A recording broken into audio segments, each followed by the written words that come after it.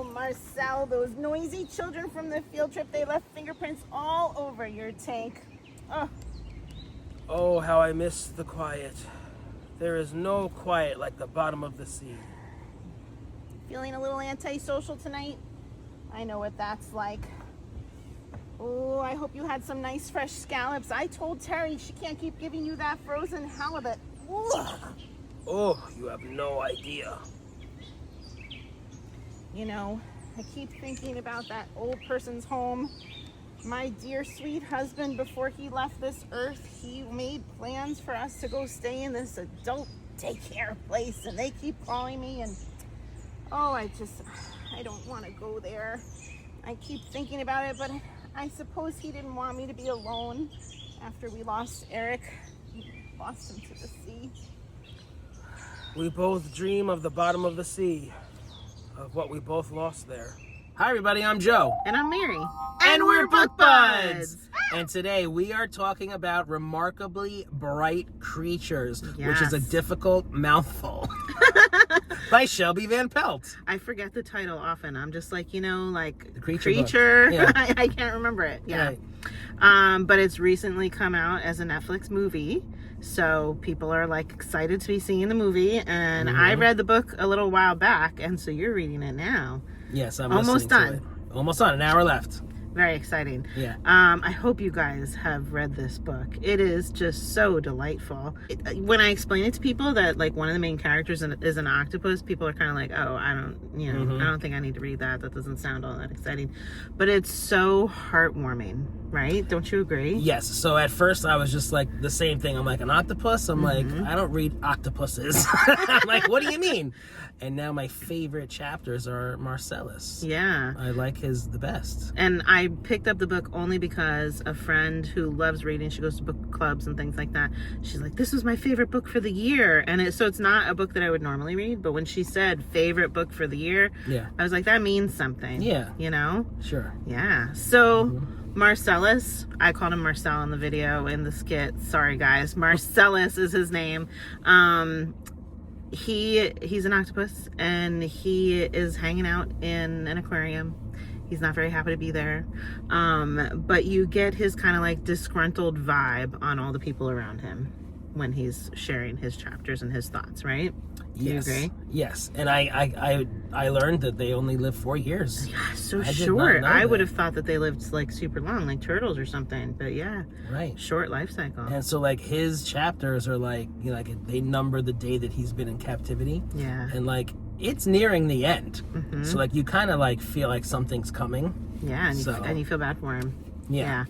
And so he's friends with the lovely woman that cleans at night. She's the 70-year-old woman named Tova. And she is a widow, and she's also had a terrible loss. They lost their son when he was 18. And so she's just not a happy soul. And she has a social group, but she's kind of like angry and irritable with her social group. There's people in town that seem to really like her, but she kind of like swats them all off, but she goes yes, the I love nitwits. the That's nitwits. her knitting group. Yes, I figured you would like that. Yes, nitwits. That's funny. And so when she's with Marcellus at the aquarium and she's cleaning his tank, she chit chats with him and just talks about her life and her questions, and she's debating about going to like a like 55 and older kind of living situation that her husband had purchased or something back before he passed away, as a plan. And she's like, what am I going to do there? She's leaving the house that she remembers having her son in and her husband in. She's leaving all these memories. She's leaving all her connections to the town to go and just like die, is basically how she's feeling. And that parallels what's going on with Marcellus, I think, being in the tank, because his days are numbered too. Right. So they're really kind of struggling together. It's a very heartfelt, sweet kind of thing. So, and then we have Cameron, another character in this book, and he had a lot of loss as well. He does not know his mother. They were just talking about, like, she never sent any birthday cards, and how hard is it to send a birthday card? And so maybe she was in and out a little bit, but I think she was an addict, right? Yeah, she had a lot of issues. And so what's happening in this book is he's trying to find his father because he thinks that he has some clues to who he is, and something has brought him to this town, and now he's trying to locate his father. Mm-hmm. And he's got the class ring that he's like, identified the town from. And he's like, I don't know if it was like in the yearbook or something like that. There were different things that gave him clues about this man that was with his mom. And so he's like, I'm gonna go, this guy's loaded, I'm gonna finally have money. He's like, his life is falling apart, he's got nothing, he's like threadbare clothes, It's a and mess. he's gonna go and meet this rich man and get money from him, and like, he didn't want me, so I'm just gonna take his money. So he's quite grumbly through this. So the way that he ends up meeting Tova and Marcellus, sorry guys, I'm doing it again. You renamed him. It's his nickname. It's okay. It is. So the way that he meets them is Tova, if she falls and like sprains her ankle or something like that when she's cleaning, she reaches up too high. And they need somebody to fill in for her for cleaning. And this kid is passing through town and he needs a job. So he ends up doing the work, but not doing it right. Tova still comes in to visit her animals, and she's like, you're cleaning wrong. She's like training him unofficially. And like, I don't think anybody knows that she's there. She's like secretly sneaking in because she needs to see the animals. And then following this young man around and like, giving him life lessons along the way. They start talking and sharing things, and they have more in common than you think. They do. They're developing bonds. So it's a lovely, heartwarming story. We're not going to give anything away about stuff, but there's a twist towards the end, which I feel like you, as the reader, you start to imagine what the twist might be, and you're just waiting to see, like, how is this going to come out? Is it going to come out? And Joe hasn't quite gotten there with the audiobook. He's on the cusp of it. But it is so sweet and so heartwarming. And I'll tell you, I did watch the Netflix movie.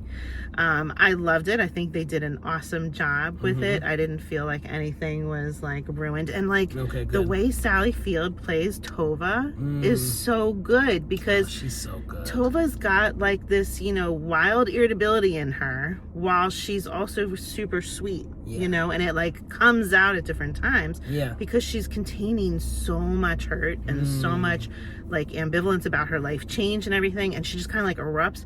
Sally Fields does it amazingly well. She's so talented. Really, really well.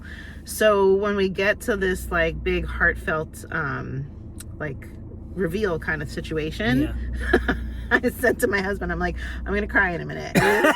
In a minute. Everything's gonna be fine. I'm fine, but I just know I'm gonna cry in a minute. And then it comes and I'm like, oh my gosh. Okay. Is it like right at the end?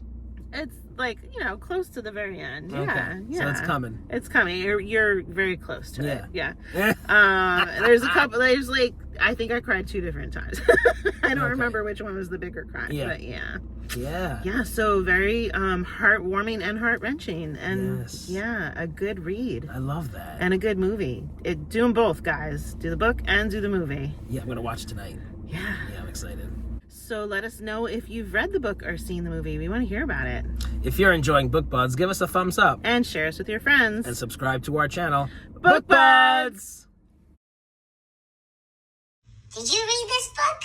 Let's chat about it. Shelby Van Pelt? You're asking like I pay attention. Shelby sounds familiar, though. I thought I broke you of this habit. Well, no. It was very temporary. No. I think I remember some improvement. I think I probably felt like I had to impress you, and now I just don't care anymore. Is that what it was? Interesting. Shelby Van Pelt. Yeah, let's see. Who was the author of the book that I just read? Something Flower with Shop? a kingfisher. There was a T. Kingfisher. T. Kingfisher. And the flower one, that's Lori Gilmore. See? You're still impressing me. Shelby Van Pelt. The phone looks very crooked. It is. You fixed it. Move that way. Smile. You can make a grumpy octopus face too.